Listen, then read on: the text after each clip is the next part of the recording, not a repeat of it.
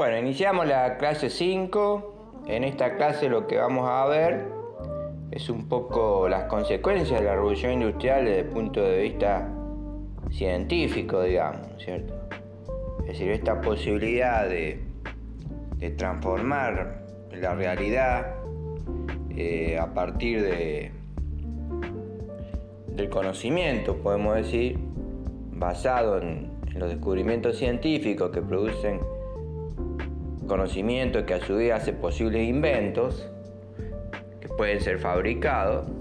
Bueno, esto lleva, digamos, a una importancia del conocimiento científico que antes no tenía. Hay una parte de la filosofía que es la epistemología, que estudia todo lo que tiene que ver con los métodos científicos, los procesos científicos, es decir, el estudio de la ciencia y del trabajo del científico y la reflexión sobre este tipo de trabajo se llama epistemología. Episteme significa conocimiento, podemos decir, y logía significa, digamos, estudio. El estudio del conocimiento científico es la epistemología.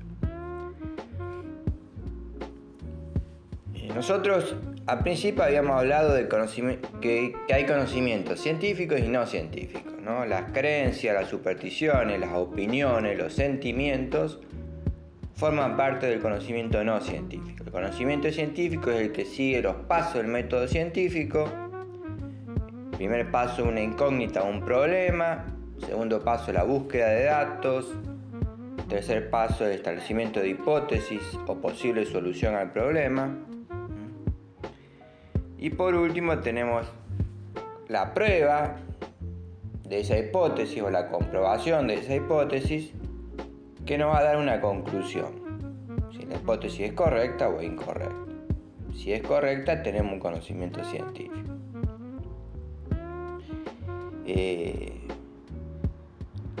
Bueno, esta diferencia entre conocimiento científico y no científico es una postura, podemos decir, que un grupo de científicos, entre los dirigidos por Carnap, Karl Popper, son todos científicos que formaron un grupo que se llamó el Círculo de Viena, porque trabajaban ahí en Viena, la capital de Austria. Y bueno, y ellos decidieron fijaron este criterio que se llama criterio de límite o de marcación. Límite, ¿por qué? Y porque separa lo que es ciencia de lo que no es ciencia. Esto es así porque,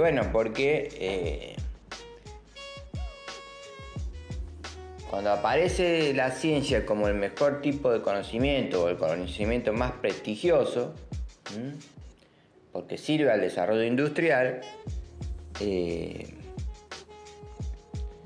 todos los conocimientos pretendieron o pretenden actualmente tener la categoría de científicos. Por ejemplo, tenemos la ovnilogía, que sería la ciencia que estudia los ovnis. El tema es que, esta hipótesis no está realmente comprobada, la existencia de los ovnis, entonces no estaría dentro de lo que es un conocimiento científico. Entonces, eso no significa, repito, que los ovnis no lleguen a existir. Puede ser que existan, pero todavía no está demostrado. Si nadie tiene en su laboratorio un ovni para estudiarlo, las visualizaciones son bastante cuestionables. Entonces, de allí que no tenga esa categoría. Más cerca nuestro quizá está la homeopatía, que es una especie de medicina utilizando extractos de aceites naturales, digamos, que no tiene todavía la categoría de ciencia, por eso no se enseña en la universidad. Los homeópatas son médicos que egresan como médicos y luego hacen una especialización que no la da la universidad porque no son considerados conocimientos científicos, pero los médicos homeópatas existen, digamos, ¿no? Posiblemente el día de mañana puedan demostrar sus hipótesis científicamente y sea considerado un conocimiento científico. Entonces, este límite se llama criterio de límite y nos dice que los conocimientos que sus hipótesis no están comprobadas siguiendo la metodología científica, bueno, no es un conocimiento científico. Esta es una diferencia entre la ciencia y la no ciencia. Dentro de lo que es el conocimiento científico hay distintas clasificaciones. Nosotros, bueno, básicamente vamos a ver dos clasificaciones de ciencia. Ya lo explicamos un poco, pero lo vamos a hacer más profundamente hoy. Las ciencias se pueden dividir en ciencias básicas y aplicadas. La ciencia básica es el estudio para aumentar la cantidad de conocimientos, sin importar su utilidad práctica. La ciencia aplicada son producir conocimiento para así transformar la realidad. La biología es una ciencia básica. La agronomía es ciencia aplicada porque lo que busca es mejorar cultivos, lograr más rinde, es decir, lo que busca es aplicar los conocimientos a la realidad. La biología es una ciencia básica, la medicina usa la biología, pero es una ciencia aplicada porque busca el tratamiento de las enfermedades y de los accidentes de los seres humanos. Normalmente esta diferencia entre ciencia básica y aplicada es importante porque, como su nombre lo indica, la básica es la madre, podemos decir, de los conocimientos aplicados. Esta diferencia es importante porque en los países como el nuestro, podemos decir que si dividimos los países por su calidad de vida, tenemos países desarrollados socioeconómicamente, países no desarrollados y países en vías de desarrollo, que estaríamos ahí en la mitad, dentro del cual estaría el caso de nuestro país, de la Argentina. La diferencia entre estos tres tipos de estatus, podemos decir, es, bueno, entre otras cosas, lo que se invierte en ciencia, donde los países desarrollados invierten muchísimo dinero, los países en vía de desarrollo mucho menos y los países no desarrollados muchísimo menos. Entonces, bueno, esta inversión en el desarrollo científico en los países no desarrollados, podemos decir, generalmente va a la ciencia aplicada y poco a la ciencia básica porque el razonamiento del gobierno dice, bueno, la ciencia aplicada sirve para transformar la realidad y yo tengo gente que necesita trabajar, por lo tanto necesito desarrollar la industria, necesito bienes que sirvan para mejorar la salud y la calidad de la gente, entonces es conveniente invertir en ciencia aplicada que me va a dar algún tipo de beneficio a través de descubrimientos e inventos que sirvan para mejorar la situación de la población. Mientras que la ciencia básica es aumentar la cantidad de conocimiento. En realidad este criterio es un poco errado porque, digamos, si yo no tengo conocimientos básicos, la ciencia aplicada muy difícilmente logra algún tipo de resultado porque no tiene conocimientos necesarios como para transformar la realidad. Entonces, esta cuestión es sumamente importante. Se tiene que invertir en ciencia básica y a partir de allí desarrollar la ciencia aplicada, o sea, no desarrollar la ciencia aplicada por sí misma. Esto por ahí les cuesta entender, ¿no es cierto? Sí, pero bueno, la ciencia básica es una especie de lotería, si ustedes quieren, porque se desarrollan investigaciones que no sabemos en dónde pueden llegar a terminar, digamos, y no es seguro que un descubrimiento básico tenga algún tipo de aplicación. Puede ser que siempre quede como un conocimiento teórico. Vamos a dar un ejemplo para que ustedes se ubiquen, digamos, ¿no? La energía nuclear es un descubrimiento de ciencia básica. Bohr, Fermi, un italiano, son los que descubren que lo que entonces era la parte más pequeña de la materia, que era el átomo, está formado, según Bohr.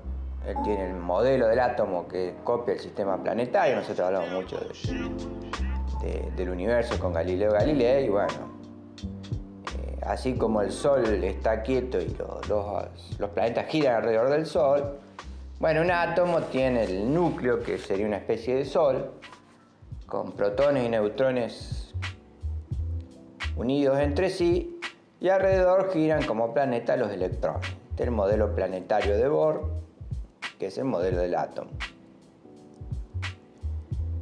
Bueno, protones y neutrones están unidos entre sí por una energía que se llama energía nuclear, porque abarca el núcleo del átomo. Este es un descubrimiento de ciencia básica. Posiblemente ni Bohr ni Fermi llegaron a pensar qué aplicación tendría esta energía, digamos. Bueno, en la Segunda Guerra Mundial, digamos, donde había mucha necesidad de armamento para ganar la guerra, hay un físico que era judío, digamos, y estaba en el centro de Europa en la época del nazismo. Acuérdense que los nazis fue el partido político que se hizo con el poder en Alemania en la década del 30, y entre sus postulados estaba, digamos, que los seres humanos nos dividíamos en razas y que había razas superiores e inferiores, digamos. Esta idea implicaba que, bueno, dentro de las razas inferiores estábamos los latinos, los eslavos, mucho menos los judíos, ¿cierto? Estaban en un ranking mucho más bajo. La gente negra también compartía con los judíos, digamos, la última posición. Incluso la teoría racial decía que había que, bueno, esta gente contaminaba a la otra raza. Bueno, Oppenheimer era judío, se va de Alemania huyendo. Einstein fue otro judío que se escapó de Alemania hacia los Estados Unidos para no ser perseguido, para poder investigar libremente. Y bueno, y estos científicos que eran físicos, bueno, sabían que Alemania tenía alguna especie de investigaciones en energía nuclear, y ellos descubren que esa energía era altamente destructiva si se lograba liberar, ¿no? Si se lograba separar el núcleo atómico y liberar la energía que había ahí contenida, podemos decir, bueno, eso era altamente destructivo. Entonces, bueno,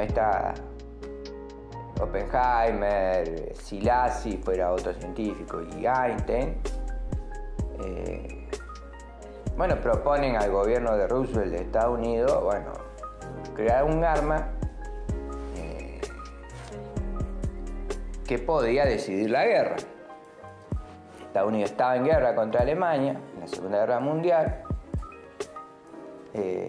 y bueno, y Estados Unidos, a través de su gobierno, crea el proyecto Manhattan, que es el proyecto de creación de la bomba atómica. Entonces, bueno, estos científicos se ponen a trabajar arduamente, podemos decir,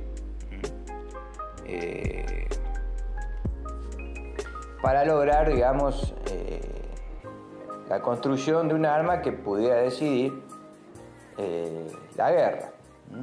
Bueno, y esto fue, digamos, ya ciencia aplicada, ¿sí? Bohr y Fermi fueron científicos básicos, y bueno, en este caso Einstein en menor medida, pero básicamente el padre de la bomba atómica fue Oppenheimer, que investigando, bueno, logró desarrollar la bomba atómica. Alemania ya se había rendido, pero bueno, Japón seguía combatiendo y bueno, este armamento decidió el fin de la Segunda Guerra Mundial.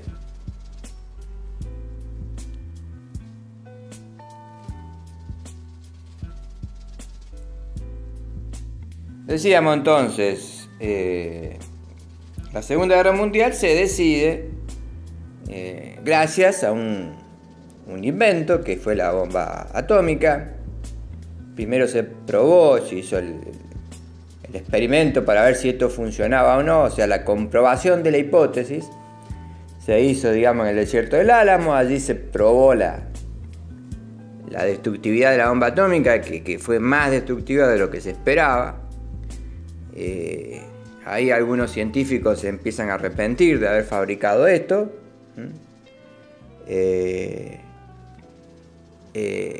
Roosevelt falleció, que fue el presidente de Estados Unidos, y asume su vicepresidente, que es Truman.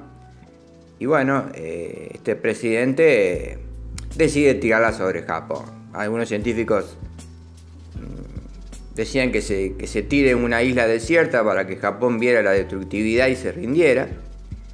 Pero bueno, el gobierno de Estados Unidos no negó esto, y bueno, se conmemoró hace poco, el 6 de agosto, fue la caída de la primera bomba atómica en Hiroshima, y el 9 de agosto la segunda bomba en Nagasaki. Y bueno, estas tres ciudades fueron destruidas y Japón inmediatamente se rinde, y así termina ahí a fines de 1945 estamos hablando, termina la Segunda Guerra Mundial. La energía nuclear es importante incluso para nuestro país, porque esta energía es considerada una fuente de energía alternativa frente a los combustibles fósiles. La mayor parte de la energía mundial es producida por los combustibles de origen fósil, bueno, que tiene su desventaja porque contamina el ambiente, es un recurso finito, no renovable. Y bueno, la energía nuclear, si bien la primera aplicación fue la bomba atómica, andando el tiempo aparece la idea de separar el núcleo atómico, generar calor, no para destruir, sino para evaporar el agua, presionar el agua, mover la aspa de una turbina y tener energía mecánica que se puede transformar en energía eléctrica. Esta idea da origen a las usinas nucleares, que es la aplicación práctica, una ciencia aplicada al desarrollo de energía. Y bueno, este tipo de energía no es contaminante porque no libera al medio ambiente nada, pero sí produce desechos radioactivos, que es un problema después que se hace con esos desechos. Esos desechos van a barriles de plomo en general, pero bueno, si llega a haber un accidente, la radioactividad se libera al medio ambiente y tenemos un problema de salud en la población.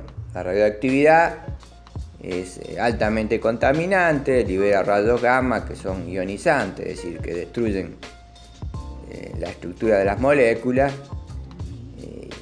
Y bueno, tenemos el accidente de Chernobyl en 1986, que es el caso concreto, podemos decir, de la peligrosidad de un escape radioactivo por accidente.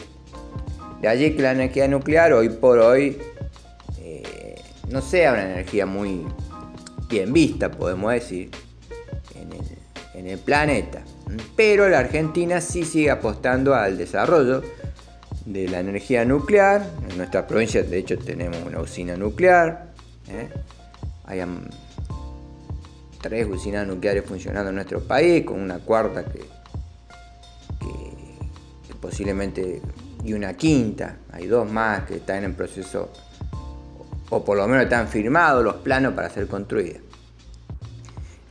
Bueno, la Argentina siempre apostó a las centrales nucleares, o a la investigación nuclear, ya en la década del 50, es un país pionero.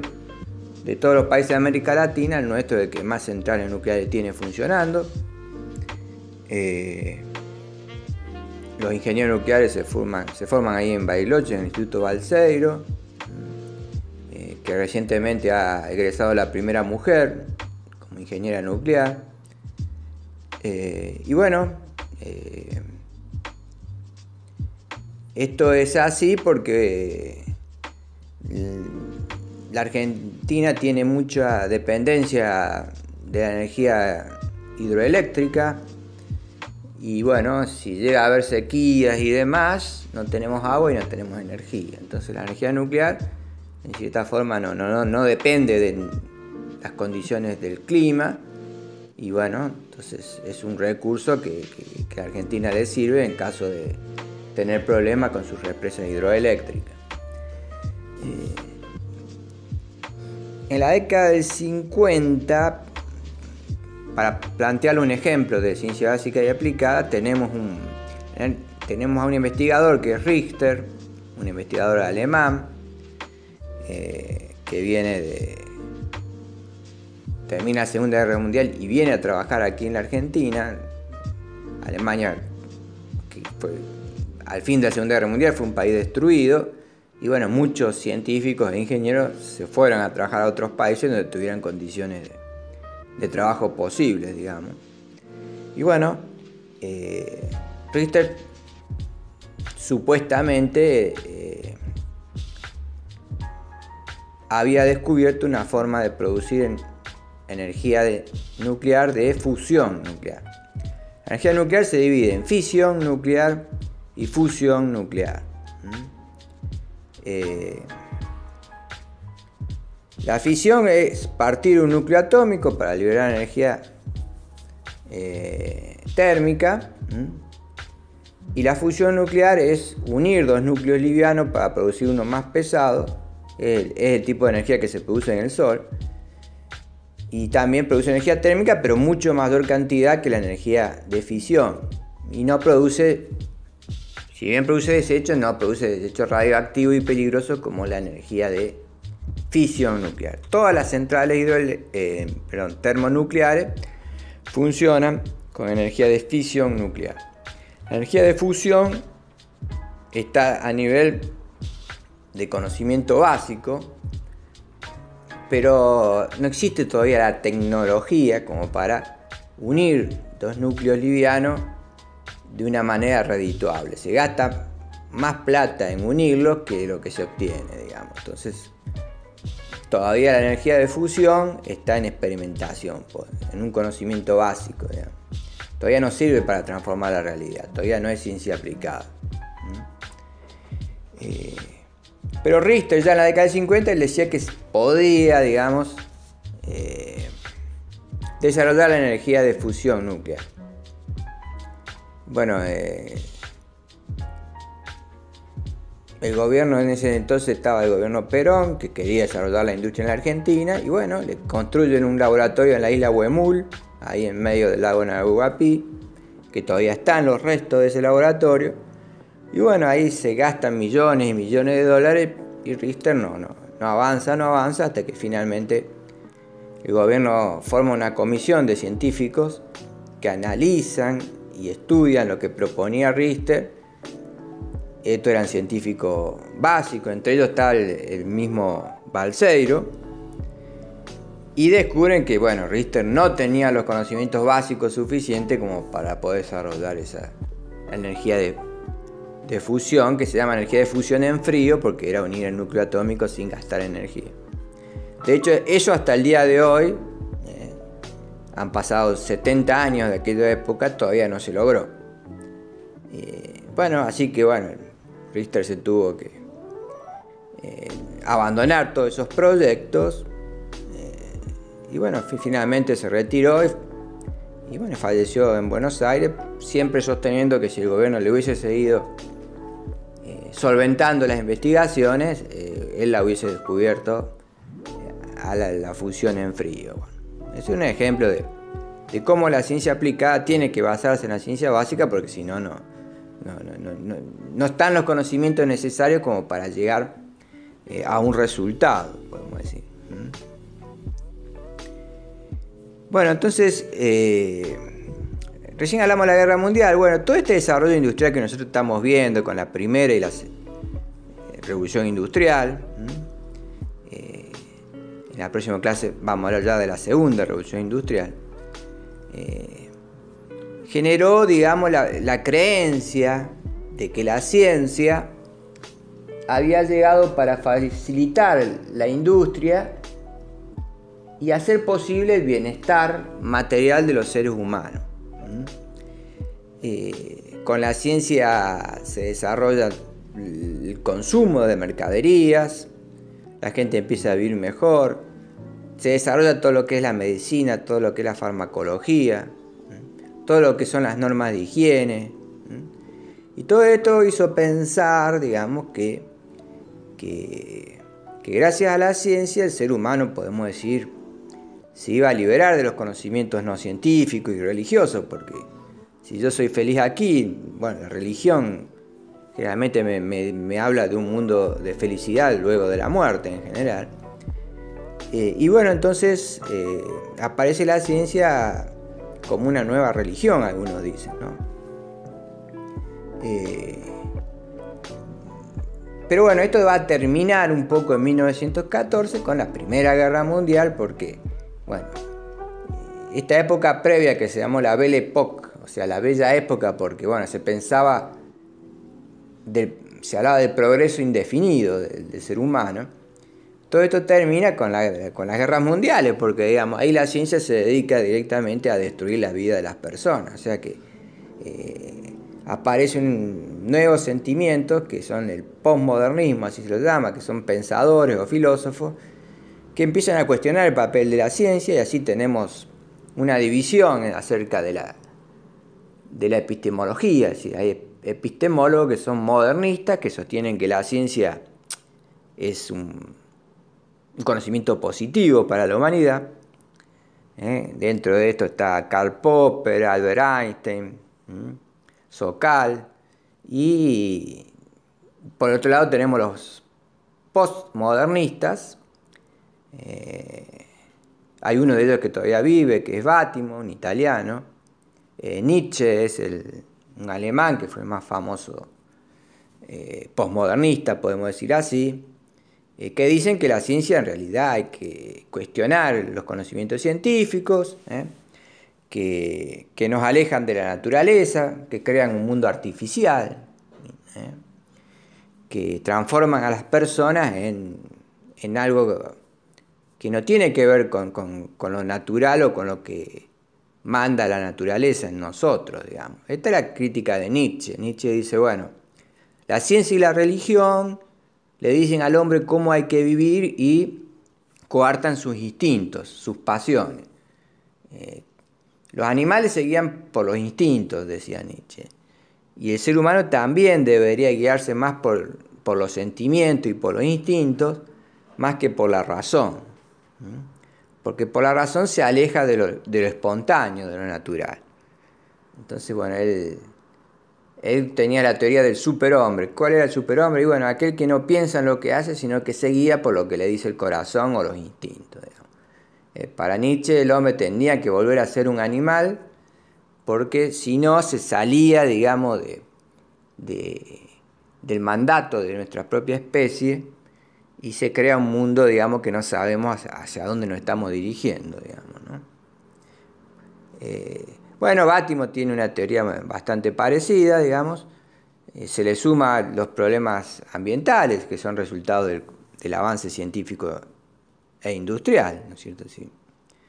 Todo este mundo artificial, digamos, es un mundo, digamos, que se sale de los mandatos naturales y bueno, y a partir de allí uno no sabe a dónde termina o a dónde lleva el camino del desarrollo científico, tecnológico e industrial. Bueno, estos son los posmodernistas que nos dicen, bueno, ojo con la industria. De hecho, también hay religiones que cuestionan el avance industrial. Hay sectas como los Amish o anabaptistas.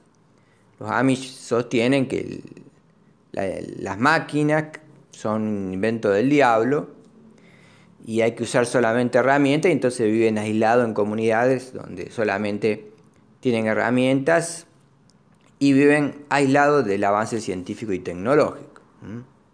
Aquí en la sierra hay comunidades Amish, que generalmente son extranjeros, son norteamericanos que vienen y forman sus granjas, donde todo es producido en forma ecológica, artesanal, y se usan solamente las herramientas, digamos, ¿no? Para ellos la máquina es un invento que no tiene nada que ver con la humanidad, o que perjudica por lo menos a la humanidad. Bueno, son pensamientos, digamos, que tienen que ver con cuestionamiento hacia los avances, desarrollo científico. Bueno, los movimientos antivacunas también tienen que ver con esta cuestión, digamos, ¿no? Para la gente que está con el movimiento antivacuna, las vacunas son un invento de los laboratorios para inocularnos sustancias que después nos van a llevar a consumir más sustancias, y son cuestiones artificiales. El razonamiento es, bueno, si en nuestra naturaleza, digamos, se desarrolla con la evolución, es lo suficientemente perfecta como para enfrentar las enfermedades sin la ayuda de estas cuestiones artificiales, digamos, ¿no? Entonces, bueno, en este momento, si bien se terminó con esa idea que duró hasta la Primera Guerra Mundial de que la ciencia es